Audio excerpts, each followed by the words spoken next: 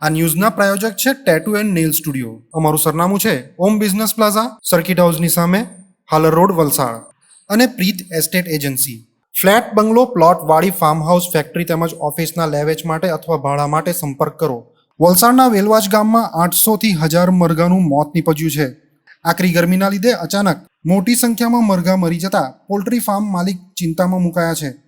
વેલવાજ ગામના કુંડી ફળિયામાં ઉદય પટેલના પોલ્ટ્રી ફાર્મમાં અસહ્ય ગરમીને કારણે 800 થી 1000 મરઘાનું મરણ થયું હતું. વેલવાજ ગામે બનેલી ઘટના બાદ અન્ય પોલ્ટ્રી ફાર્મ સંચાલકોમાં ફફડાટ ફેલાયો છે. ગરમીથી મરઘાને મોતના પંજામાંથી બચાવવા તકેદારીના પગલાં હાથ ધરાયા છે. આ બાબતે હેલ્થ વિભાગે પણ કામગીરી હાથ ધરી છે.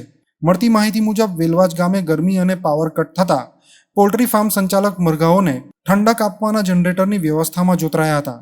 ઉદય પટેલને પાવર કટ રહેશે તેની જાણ ન થતાં તેમણે જનરેટરની કોઈ વ્યવસ્થા કરી ન હતી.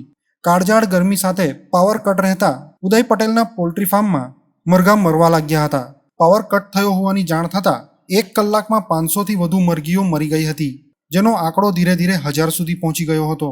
ઘટનાની જાણ થતાં ગામના સરપંચ અને અગ્રણીઓ પોલ્ટ્રી ફાર્મમાં પહોંચ્યા હતા. તેમજ પશુ ચિકિત્સકની ટીમને પણ જાણ કરાતા તેઓ પણ તાત્કાલિક પોલ્ટ્રી ફાર્મમાં દોડી આવ્યા હતા અને મરઘાઓના મોત અંગે તપાસ હાથ ધરી હતી.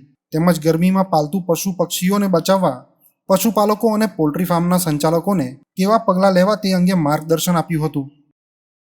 દિવ્યેશ કથિરિયા, પશુધન નિરીક્ષક, મરઘા સેવા કેન્દ્ર, વલસાડ. ઘટનામાં એવું છે કે હાલ હીટ વધારે છે, ગરમીનું પ્રમાણ વધારે હોય એના કારણે હીટ સ્ટ્રોકના કારણે આ મૃત્યુ થયું એવું જાણવા મળ્યું છે. હાલ ખાસ કરીને અત્યારે ગરમીની સિઝનની અંદર ગરમી ખૂબ જ વધી જતી હોય એ ગરમી પક્ષી સહન ન કરી શકતા આ રીતના મૃત્યુઓ અમુક સમયે જોવા મળે છે.